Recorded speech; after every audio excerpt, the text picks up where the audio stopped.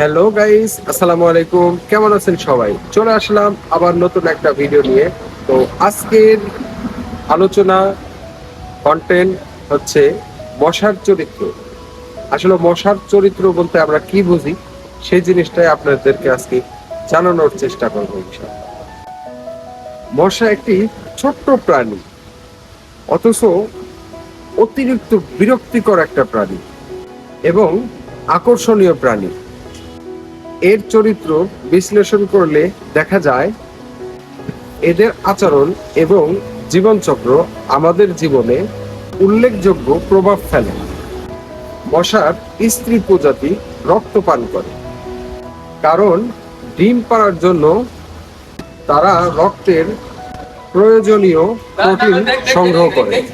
তারা মানুষের গায়ের ঘাম, শরীরের